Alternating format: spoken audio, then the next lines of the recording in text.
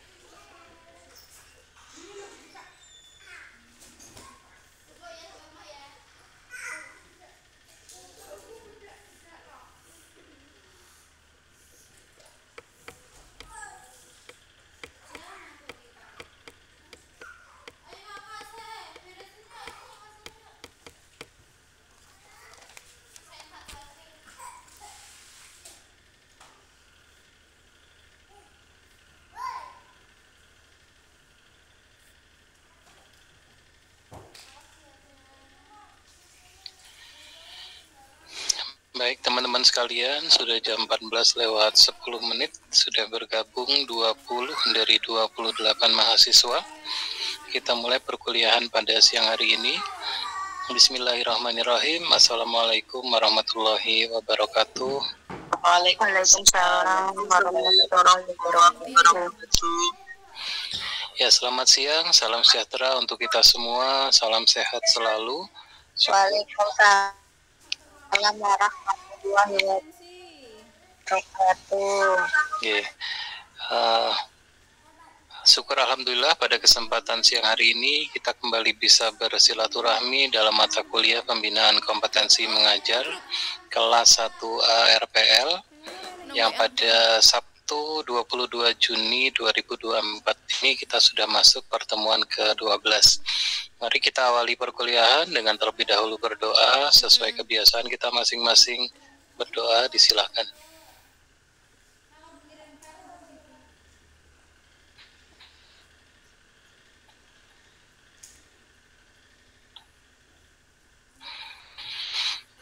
Berdoa selesai. Ya teman-teman sekalian, sambil masih proses admit join dari beberapa mahasiswa, saya tadi terlambat bergabung di kelas ini, salah satunya karena ada hal menarik ya dari salah satu paparan mahasiswa terkait daftar pertanyaan wawancara yang akan dilakukan ke lembaga yang menjadi tempat proyek lapangan dalam rangka pembinaan kompetensi mengajar. Nah, di situ mereka mengangkat tentang pembelajaran TIK karena mereka baru dapat bantuan laptop dan proyektor, laptopnya 2, proyektor 1 dari desa. Nah, terus saya tanya, loh, berarti teman-teman ada perhatian dari desa? Iya. Nah, kemudian saya sampaikan di dana desa itu dalam pedoman atau juknis pemanfaatannya ada alokasi untuk PAUD. Nah, terus ada yang jawab lagi, ya kami baru dapat insentif 300.000, bukan insentif, transport per bulan dari desa untuk PAUD. Nah, ini kemudian jadi menarik dan akhirnya bablas kuliahnya. Dari paparan dari teman-teman yang baru dapat bantuan dari desa. Ini juga bisa menarik juga buat teman-teman untuk bisa mengakses dana desa yang untuk alokasi PAUD. Karena desa hanya akan berani mengeluarkan dana desa jika sesuai juknis. Kalau di juknisnya tidak ada kata PAUD, mereka nggak berani. Tapi kalau ada, artinya PAUD juga perlu mengusulkan diri kebutuhannya apa. Misalkan kebutuhan untuk kesejahteraan dalam arti bantuan transportasi. Makanya tadi ada 2 PAUD tadi yang melaporkan di kelas 1C ya, yang jam 1 tadi, kalau dapat insentif 300.000 per bulan. Kemudian yang di Kendal itu bilang dapat laptop 2 dan 1 proyektor beserta layarnya. Nah, akhirnya membutuhkan pelatihan TIK dari Word, Excel, PowerPoint. Nah, itu bisa menginspirasi kita semua bahwa teman-teman yang ada di kelas 1A pun bisa seperti mereka. Bisa menggunakan juknis yang ada di dana desa yang dikeluarkan oleh Kementerian Kemendes ya namanya, Kementerian Desa dan PDT, Penanggulangan Daerah Tertinggal apa ya, Kementerian Desa dan PDT. Nanti teman-teman bisa download pedoman penggunaan dana desa, di situ ada alokasi untuk PAUD. Nah, teman-teman bisa mengajukan ke desa. Karena kalau tidak mengajukan, biasanya lebih banyak digunakan untuk infrastruktur. Membangun jalan desa, membangun embung, membangun jaringan irigasi, kemudian pos layanan kesehatan misalkan. Nah, teman-teman bisa mengajukan untuk yang kebutuhan di PAUD. Dan itu nominalnya sudah semakin besar. Dari dulu hanya 700 juta per tahun, dikirim langsung dari pemerintah pusat ke desa ya. Tidak lagi lewat provinsi, kabupaten kota maupun kecamatan, tapi langsung ke desa. Sekarang mungkin sudah 800 sampai 900 juta per tahun. Memang akan tersedot banyak kalau infrastruktur, karena kan butuh beli bahan bangunan dan padat karya ya, membiayai untuk tenaga pekerja konstruksinya. Tapi kita bisa lihat di desa-desa kalau naik kereta itu kan bisa kelihatan di jalur-jalur persawahan saja di beton jalannya untuk memudahkan kendaraan mengangkut hasil bumi atau hasil pertanian supaya bisa dibawa ke kecamatan, ke kota begitu. Oke, itu intermezzo teman-teman untuk mengawali kuliah kita pada hari ini dengan hal yang menginspirasi. Ya, saya cerita tadi dari praktek baik yang ada di kelas 1C. Saya sambil mengoperasionalkan Spada kita, teman-teman. Jadi Spada ini juga bagian dari monitoring atas ketercapaian target dan sasaran dari pembelajaran kita. Setelah dari pertemuan ke-9 kita UTS, kita di pertemuan berikutnya mempersiapkan diri untuk aktivitas proyek lapangan ke sekolah. Di minggu lalu saya membuka beberapa laporan hasil proyek lapangan ya dari beberapa kelompok di semester lalu. Ada yang proyek lapangannya kalau tidak salah implementasi kurikulum merdeka dan desain media pembelajaran dengan Canva. Ada yang proyek lapangannya membuat pojok baca. Ada yang proyek lapangannya untuk meningkatkan kemampuan di bidang TIK ya, pelatihan Word kalau tidak salah. Nah, semua itu berawal dari proses identifikasi yang tentunya sudah teman-teman kerjakan dan jadi tugas UTS. Nah, identifikasi yang teman-teman lakukan itu lebih dalam taraf sudut pandang mahasiswa, sudut pandang teman-teman, bahkan beberapa mungkin dari sisi asumsi. Nah, melalui daftar pertanyaan wawancara yang dibuat oleh teman-teman di kelompok itu kan kita melakukan aktivitas untuk menggali informasi langsung ke sekolahnya. Bisa mewawancara kepala sekolah atau para gurunya, boleh juga stakeholders lainnya ya, mau yayasannya juga boleh, dalam rangka menggali informasi dari sisi objeknya. Kalau tadi dari sisi mahasiswanya, walaupun mungkin teman-teman ada juga yang guru di dalam sekolah tadi ya, tapi minggu lalu kita bisa lihat bahwa semua proyek yang dilakukan ada daftar pertanyaan dan jawabannya kan, adalah hasil dari menemukanali permasalahan. Menemukanali permasalahan juga bagian dari aktivitas yang nanti akan sangat bermanfaat buat teman-teman dalam mengerjakan skripsi. Ini teman-teman 1A nanti pada saatnya kan akan menempuh mata kuliah filsafat ilmu dan logika dengan saya atau mungkin dosen lainnya. Mata kuliah metodologi penelitian, kalau sudah di RPL-nya sudah pernah menempuh mata kuliah statistik bisa langsung ya. Kalau enggak mata kuliah statistik dulu dengan Bu Dwi Prasetyawati, kemudian baru masuk mata kuliah metodologi penelitian dengan Bu Ira dan Bu Dwi.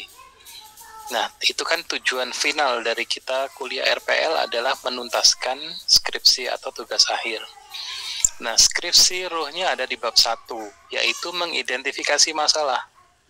Makanya di bab 1 pendahuluan itu kan ujungnya rumusan masalah. Bukan kita cari-cari masalah, tapi tugas mahasiswa S1 kan menjadi seorang problem solver, menjadi orang yang menuntaskan masalah.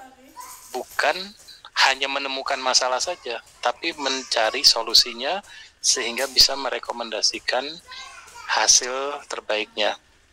Nah, kalau teman-teman ketemu saya di mata kuliah filsafat ilmu dan logika, itu kita nggak belajar filsafat, teman-teman. Kita belajar untuk mampu mengidentifikasi kesenjangan atau gap. Dan itu sudah teman-teman lakukan di tugas UTS, mata kuliah PKM ini. Pertama, menemukan theoretical gap, kesenjangan teori dengan implementasi di lapangan. Teorinya misalkan pembelajaran PAUD tidak berbasis lembar kerja lagi, gitu ya. Tapi kenyataannya terjadi. Pembelajaran di PAUD pastinya berpusat ke murid atau ke anak, tapi kenyataannya masih berpusat ke gurunya. Itu theoretical gap, teori dengan kenyataan nggak sesuai. Atau ada juga ideal gap, kondisi ideal. Jadi kondisi ideal ini sesuatu yang nggak salah, tapi idealnya ada. Misalkan idealnya sekolah PAUD itu satu kelas, ini ada aturannya sebetulnya ya, di Permendikbud tentang standar nasional PAUD, ada layanan menurut kelompok usia, dan ada rasio gurunya dengan muridnya. Misalkan karena adanya hanya satu guru, sehingga satu guru di TK tersebut atau PAUD tersebut harus menghandle sampai 30 anak misalkan. Itu sudah lewat dari rasionya, mestinya 2 guru. Atau mungkin gurunya ada cukup, tapi ruangan kelasnya hanya satu ruang kelas besar. Belum dijadikan 2 ruang kelas. Atau hanya pakai partisi yang suaranya tembus suara. Itu antara kondisi ideal dengan kenyataannya tidak sesuai. Ada juga yang fenomena gap. Fenomena gap ini ya kejadian yang terjadi yang mestinya tidak terjadi tapi terjadi. Misalkan fenomena jumlah anak kecil di satu daerah menurun ya. Di dunia menurun, teman-teman. Jumlah bayi lahir di dunia ini menurun. Karena banyak orang tidak mau berkeluarga di dunia sekarang ya. Kalaupun berkeluarga tidak mau punya anak. Ini perlu kita diskusikan.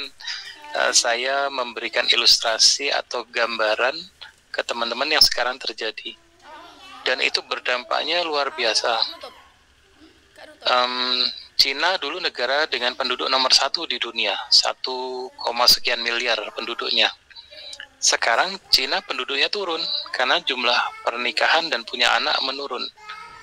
Penduduk dunia nomor 1 sekarang India. Bisa dibayangkan ya, pindah gitu ya. Indonesia sekarang negara penduduk nomor 4 di dunia. Dulu kan Cina, India, Amerika, Indonesia. Nah sekarang Cina nomor 2, India nomor 1. Indonesia masih penduduk nomor 4 dunia. 270-an juta menuju 280-an.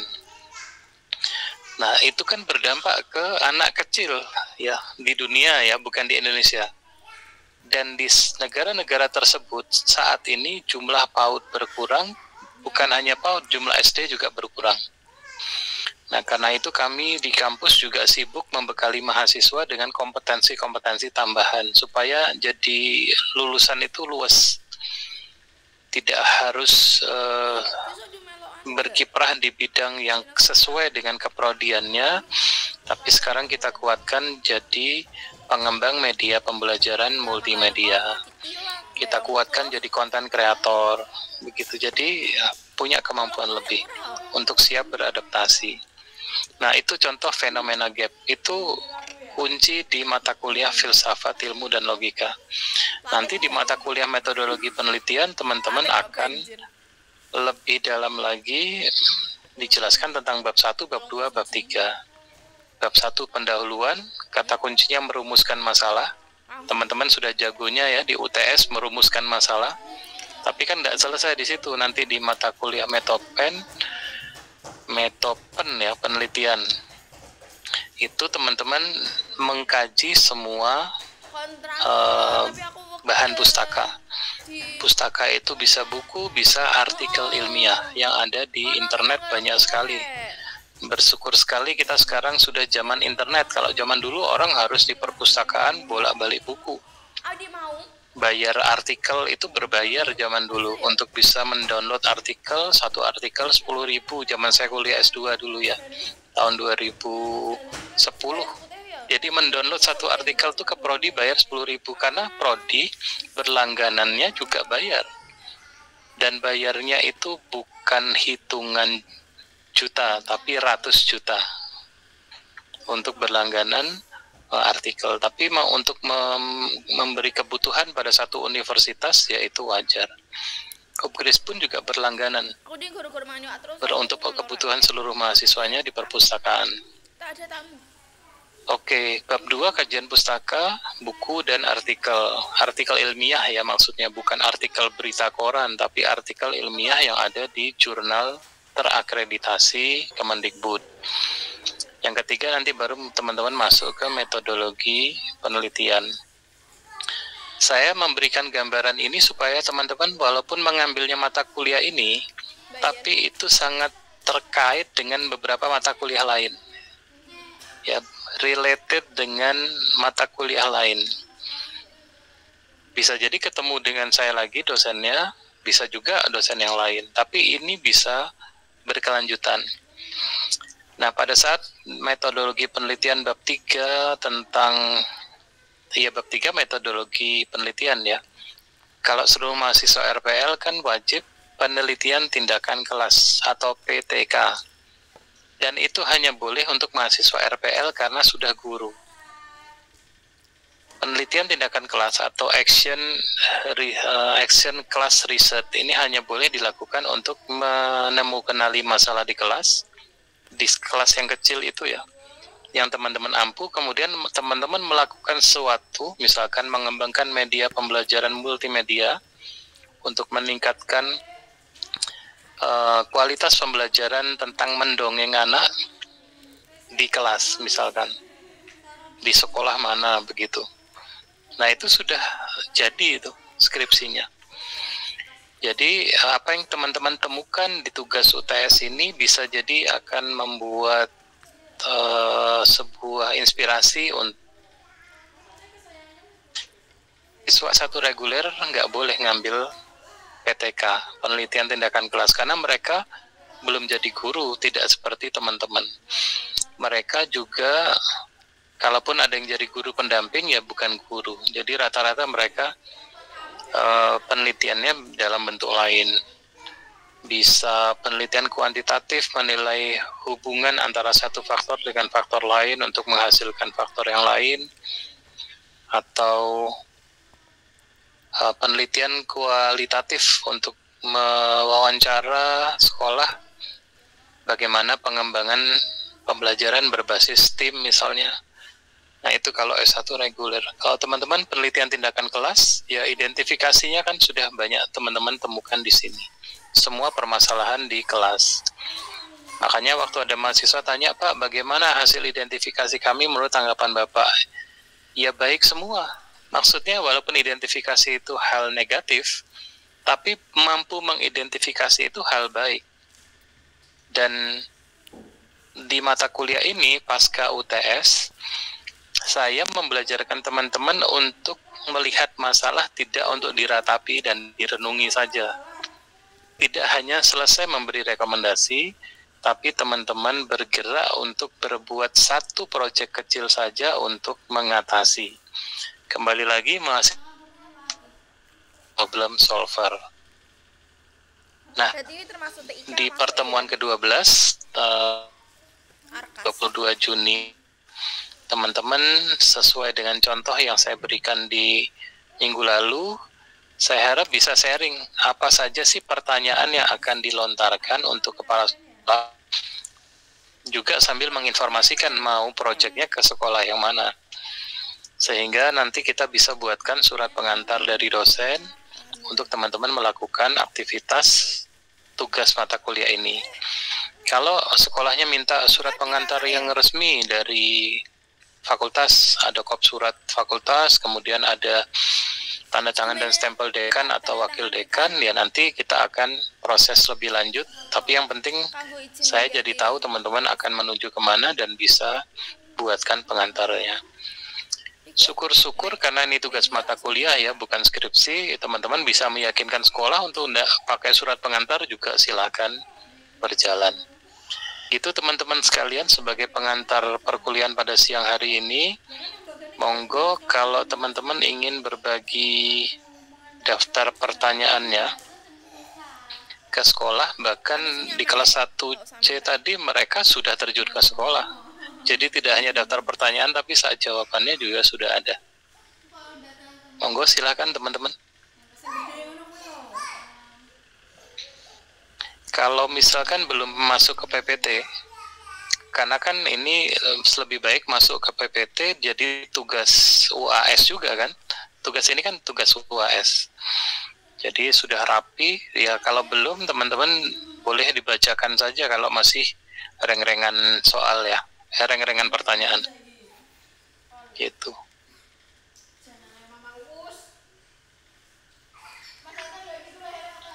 Ayo kelompok mana dulu berbagi cerita? Ada yang sudah terjun ke sekolah belum? Atau ada yang masih belum nemu sekolahnya? Misalkan karena kelompoknya berjauhan. Monggo Bunda Nabila. Oke Pak, ini pertanyaannya saya kirim dari chat di room ini ya Pak. Oh iya, boleh. Nanti dibacakan saja juga boleh. Jangan lupa yang sudah join untuk presensi ya. Karena presensinya, kalau presensi mandiri kan hanya terbuka di jadwal kuliahnya.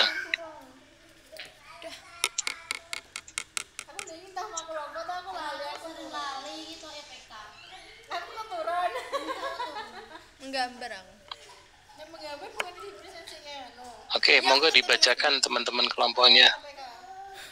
Oke Pak, sebentar.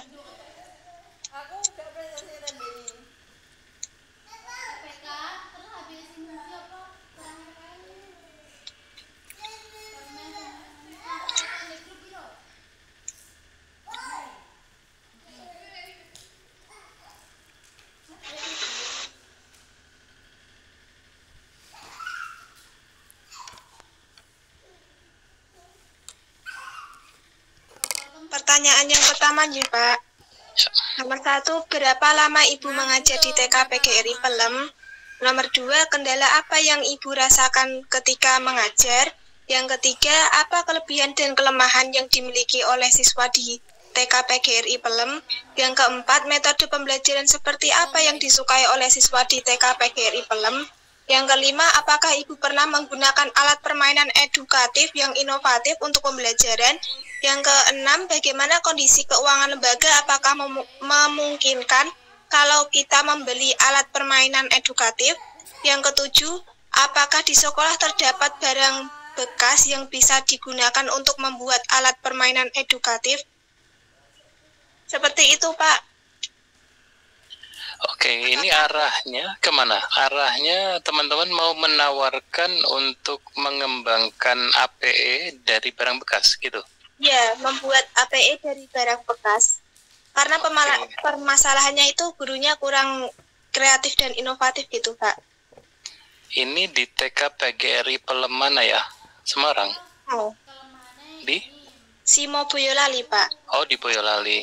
Okay. Ini Pelem Golek atau mana lagi atau yang lain? Enggak, cuma satu guru yang bisa menguasai. Oke, di Boyolali. Ya, kalau arahnya memang akan mengembangkan sebuah model pembelajaran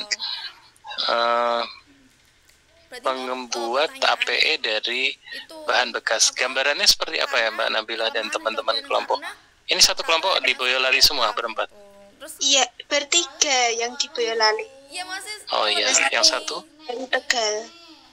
Oh, berarti yang satu nanti jarak jauh ya? Tadi di kelas 1C ada yang pakai daring. Tapi nek ngerti kan? Oh, daring.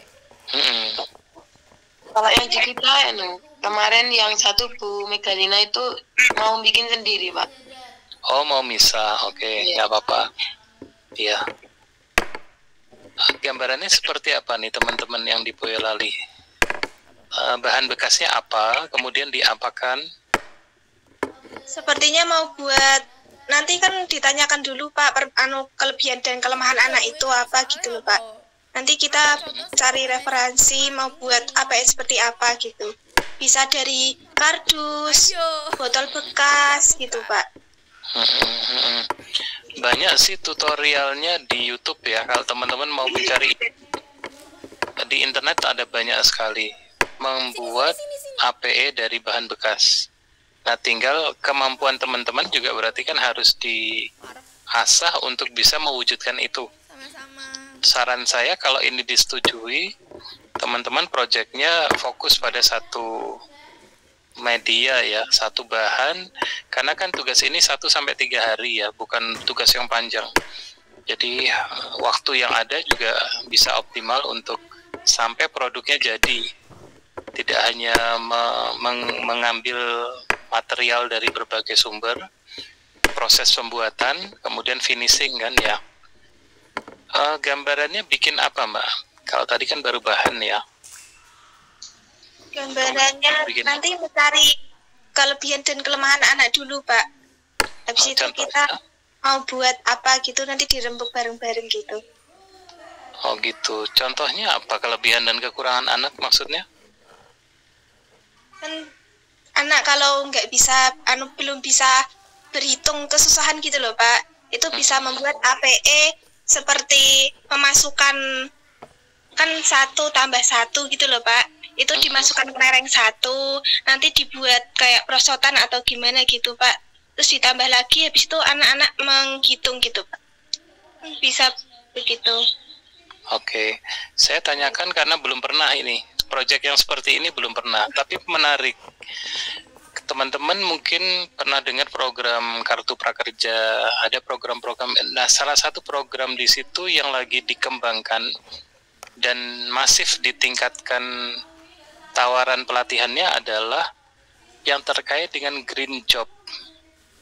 Green job itu salah satunya pengolahan limbah atau bahan bekas. Nah, itu kalau ini bisa dikembangkan metode pembelajaran, metode pelatihannya itu ada di jalur yang memang lagi dikembangkan.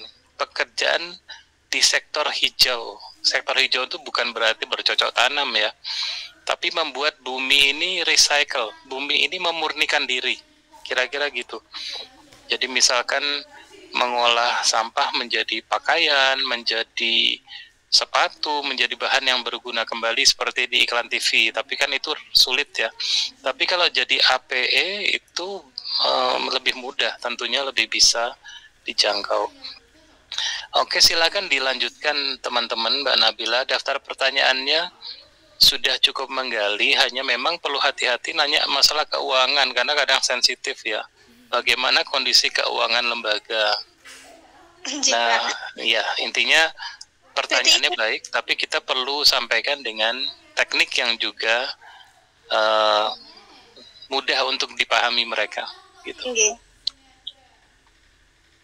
Gimana, ada pertanyaan lain? Untuk yang pertanyaan itu tadi dihilangkan aja Pak ya, berkaitan dengan kalau memang kita ingin ketahui mungkin dengan cara bertanya yang berbeda. Gini, apakah dengan sumber daya atau kondisi keuangan yang ada sudah bisa untuk menyediakan alat permainan yang edukatif?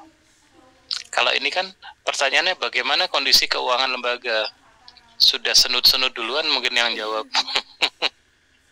Kalau jawabannya nanti, udah ada anggarannya untuk itu, berarti nanti kita tidak usah bikin dong. Tidak apa-apa, di akhir tetap kita tawaran, kalimatnya tawaran. Rata-rata kalau tawaran itu sifatnya bantuan, pasti diokekan. Gitu. Selama sesuai kebutuhan loh ya. Ini sekolahannya berarti bukan milik, bukan tempat salah satu teman-teman bertugas ya, rencananya? Ya, di salah satu di antara 3 Pak. Oh iya. Ini punya Bunda Lili, Pak. Oh iya, ya berarti lebih mudah lagi komunikasinya. Iya. Gitu. Oke, nggak apa-apa. Memang kan kita belum survei ke tempatnya, Pak, belum ke sekolahnya. Jadi istilahnya kita nyusunnya juga baru awang-awang, maksudnya baru di awang gitu. Jadi nanti untuk realnya memang kita lihat sikon di lapangannya, istilahnya yang lebih membutuhkan dalam bentuk apa itu nanti kita sesuaikan dengan kondisi di lapangannya gitu. Ya, baik. Itulah kenapa identifikasi yang teman-teman lakukan di tugas UTS saja nggak cukup. Nah, kita kolaborasikan dengan identifikasi di tugas UAS ini, yaitu melakukan wawancara. Wawancara itu sebuah metodologi penelitian yang paling umum digunakan di penelitian kualitatif, karena kita bisa mengkonfirmasi banyak hal. Kalau teman-teman skripsinya bukan PTK, itu pasti kalau penelitian kualitatif pasti instrumen pertanyaan wawancara dilampirkan setelah divalidasi oleh dosen pembimbing ya. Ya ini ibaratnya kan kita memvalidasi daftar pertanyaannya sebelum diajukan. Ya dari saya, karena ini bukan skripsi, lebih ke probing question yang saya sampaikan minggu lalu. Pertanyaan yang menggali. Pertanyaan yang menggali itu kita tanya, keluar satu informasi. Pertanyaan lanjutan kita, keluar informasi lebih dalam lagi. Pertanyaan berikutnya, keluar lagi informasi lebih dalam. Sehingga terakhir kita bisa menyimpulkan dan menawarkan program kita. Nggih, matur nuwun kelompoknya Bunda Nabila dan Bunda Widianti. Silakan teman-teman yang lain mau share pertanyaannya. Miss Video pulang.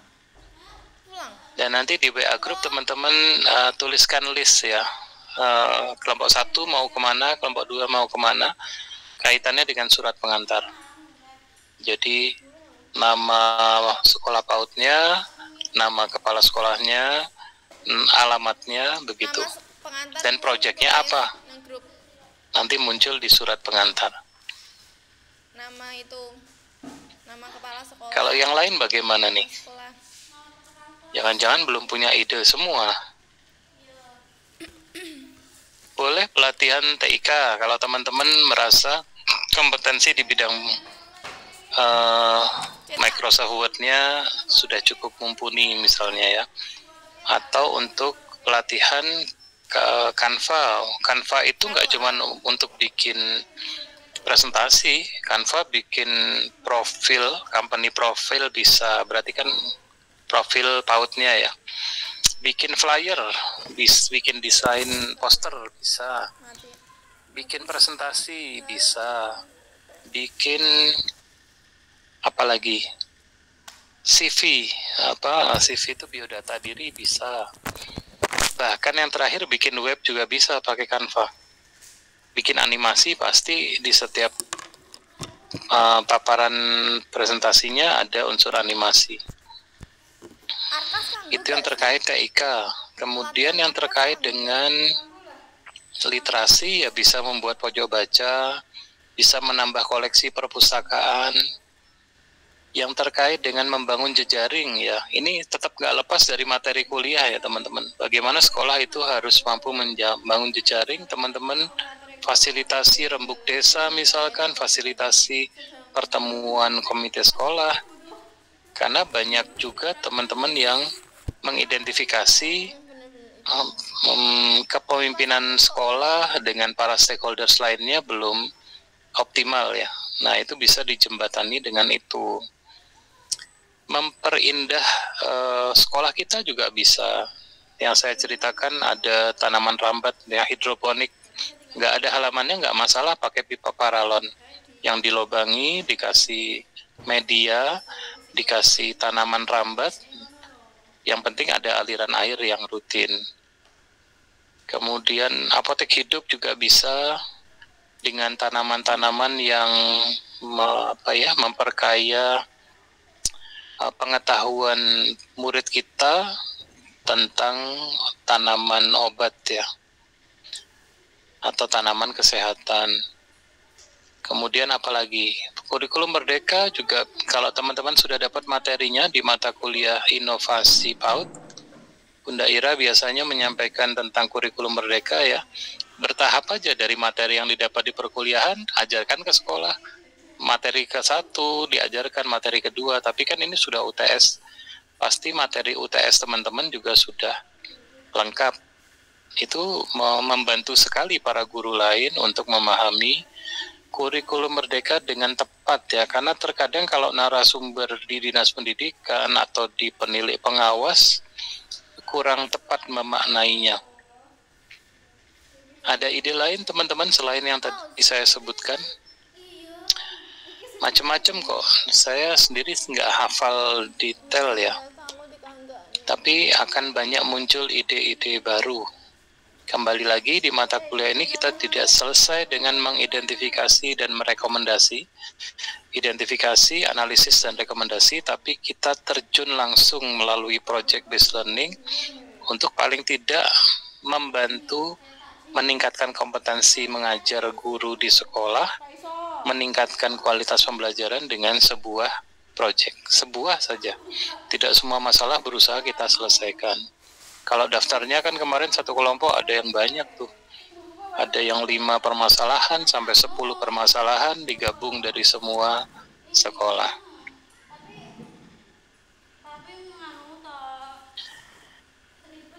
Kalau tidak ada, saya kasih waktu buat teman-teman ini, saya tidak tuntaskan sampai jam 15.00, silahkan disambung teman-teman di kelompoknya sendiri diskusi ya. Saya tutup dulu Google Meet-nya, teman-teman diskusi proyeknya apa, kemudian tuliskan di WA Group supaya saya bisa buatkan surat pengantarnya. Sambil rembukan buat daftar pertanyaan seperti tadi. Syukur-syukur nggak perlu nunggu surat pengantarnya, teman-teman sudah langsung bisa terjun ke sekolah, didokumentasikan, dilaporkan seperti contoh yang sudah pernah saya share, dan itu jadi tugas UAS. Jadi yang dilakukan ini garap UAS sebetulnya, gitu ya. Monggo Bunda Widianti.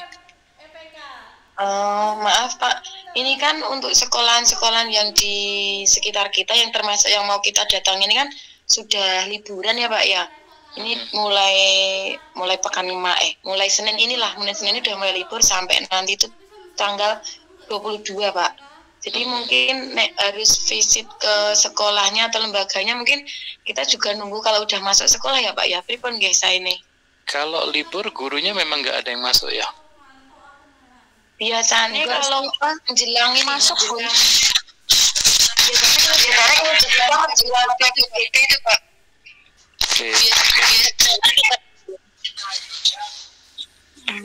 Ya, memang mungkin ada yang Ada yang masuk, ada yang tidak. Kalau di negeri tetap masuk mestinya ya. Kalau yang di sekolah negeri.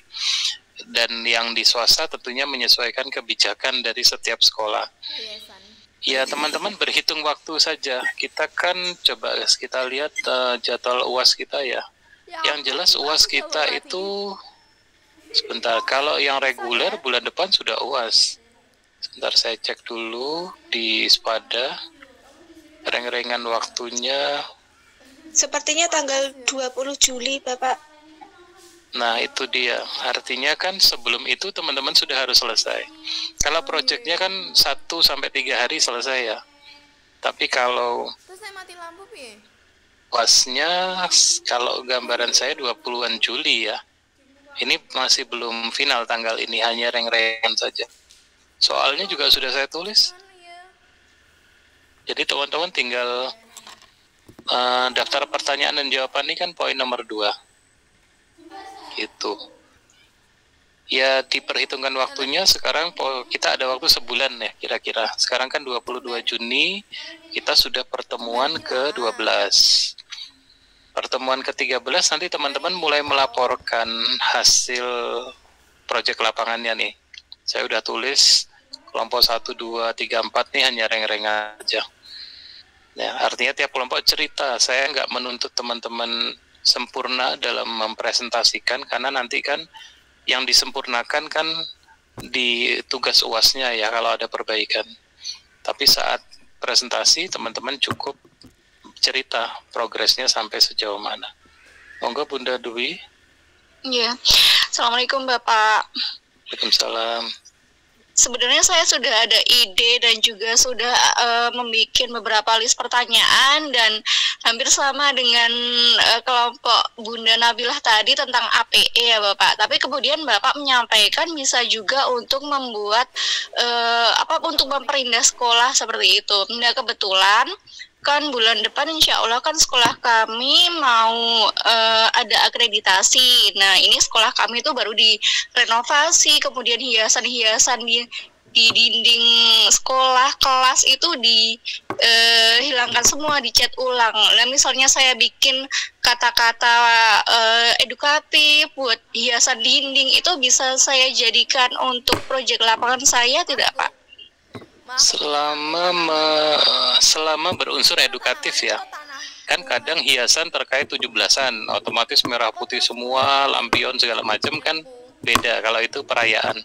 Kalau selama hiasannya edukatif, misalkan ada mengenal huruf dan angka lah yang sederhana, ya nggak apa-apa, bisa jadi proyek gitu. Kalaupun tadi saya ceritakan sekolah tadi tidak punya halaman, kemudian membuat tanaman hidroponik, itu fungsi edukatifnya mengenalkan bahwa tanaman itu tidak harus di tanah, bukan tanaman rambatnya yang indah itu, tapi kita bisa sekaligus mengedukasi tentang media tanaman. Dan di dunia yang semakin semakin tumbuh ke atas, sebetulnya rumah itu ke depan akan susun ke atas teman-teman. Saya pernah dalam rombongan Kemendikbud itu ke Beijing, China, ke Kemendikbudnya sana. Itu semua bangunan ya karena negara penduduk 1,3 miliar waktu itu, ya ke atas semua. Otomatis semua orang ya bercocok tanam di lantai atas, bukan lagi punya rumah itu rumah tapak di bumi ya, yang ada halaman dengan tanah yang luas. Nah ini menginspirasi juga nanti buat teman-teman. Silakan Bunda Dwi kalau mau memilih, jadi kan punya 2 alternatif. Mau menghias sekolah dengan materi yang edukatif, mau pembelajaran terkait APE tadi juga bagus. APE yang terbaru yang berbasis STEAM, teman-teman kita punya lab GU 507 itu Bunda Ira, saya dengan Bunda Dwi juga ikut mengelola alat permainan edukatif berbasis STEAM. Dan sebetulnya ya kalau sekolahnya mau maju akreditasi mestinya masuk di kelas saya yang manajemen pengelolaan PAUD, karena di situ belajar akreditasi. Ini kelas saya nanti jam 16.00. Manajemen penyelenggaraan PAUD kelas 4D. Besok Minggu jam 7.30 kelas 4E. Itu mengajar memenuhi persyaratan akreditasi. Dan mahasiswa saya sudah banyak yang dari mata kuliah itu kuasai, dia bisa mengantarkan sekolahnya akreditasi A. Gitu. Monggo saya tawarkan Bunda Dwi dan teman-teman kalau mau join ya, nanti jam 4 atau jam setengah 7, setengah 8 besok pagi. Kalau tidak bertabrakan dengan jadwal kuliah lain. Monggo Bunda Betty.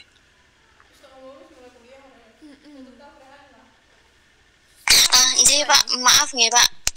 Ini kan kita di kelompoknya kan beda-beda kota. Kita berpencar nih 4 nih. Nah, itu bolehkah kita di lembaga masing-masing dengan apa nggih?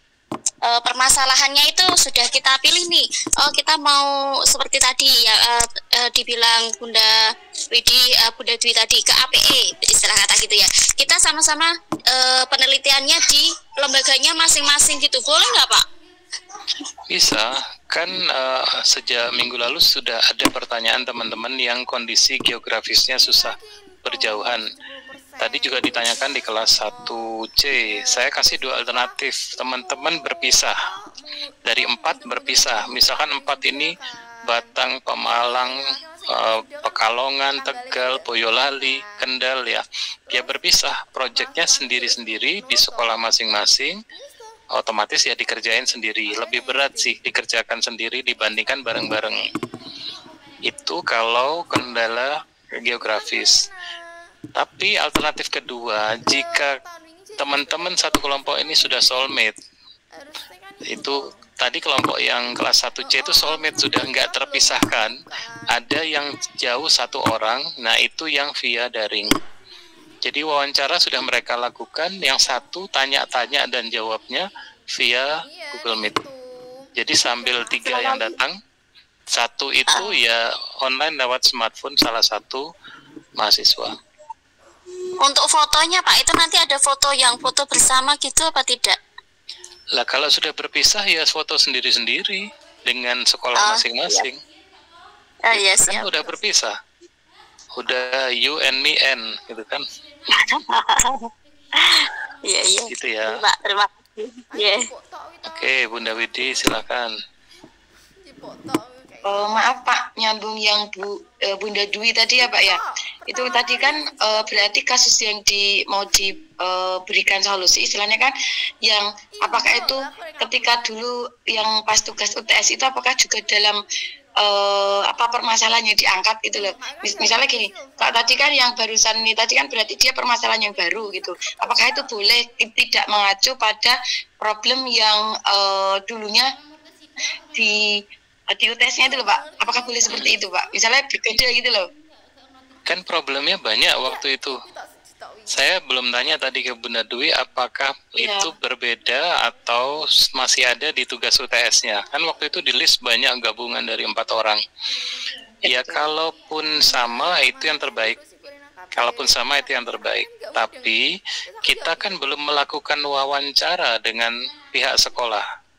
Nah, yang jadi patokan hasil wawancaranya. Artinya nek wawancaranya ternyata masalahnya liyane, identifikasi teman-teman saat UTS kemarin ya belum kena ya. Belum kena, kita mengasumsikan demikian, ternyata yang jadi masalah sebenarnya itu hal lain. Nggak apa-apa, nggak mempengaruhi penilaian atau seperti apa. Tapi sebetulnya tugas UTS dan UAS itu nyambung ya. Itu. Iya Pak. Kuncinya di wawancara sih. Sajane butuhnya apa? Kalau yang kita asumsikan mereka butuh TIK, padahal mereka lebih butuh HPE dengan bahan bekas, ya itulah yang jadi proyek. Itulah peran dari wawancara ini. Meskipun itu dulu tidak masuk dalam dalam tugas UTS. Iya, nggak apa-apa. Nggak apa-apa. Hasil wawancara itu makanya saya persyaratkan masuk di laporan. Itu di laporan tugas proyeknya. Gitu ya teman-teman.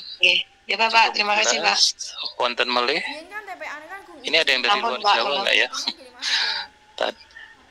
Kalau kelas yang lain itu kan ada yang dari Bangka Belitung, dari Tangerang, ada yang dari Madura juga. Nanti saya ajak bahasa Jawa nggak paham. Oke, kalau sudah cukup jelas, kita ketemu lagi minggu depan, teman-teman. Kita masih punya waktu 1 bulan. Kita kan masih pertemuan ke-12 ya. Nah, minggu depan saya harap teman-teman sudah mulai memaparkan apa yang sudah diraih, apa yang sudah dicapai sebagai sebuah progres, dan nggak harus sempurna. Bahkan beberapa kadang belum diketik, jadi diceritakan saja. Oh, sudah ketemu sama ini, hasilnya begini. Setiap pertemuan akan menginspirasi yang lain dengan proyek yang berbeda-beda. Dan kita sama-sama saling belajar untuk menjadi problem solver. Tujuannya tidak lain tidak bukan ya untuk meningkatkan kompetensi mengajar guru maupun kepala sekolah maupun kepemimpinan sekolah di sekolah.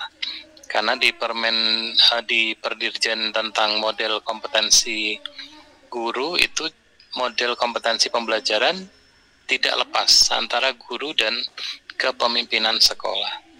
Gitu ya teman-teman, kita akhiri perkuliahan pada siang hari ini dengan mengucap hamdalah bersama. Alhamdulillah. Ya, sampai ketemu minggu depan. Wassalamualaikum warahmatullahi wabarakatuh.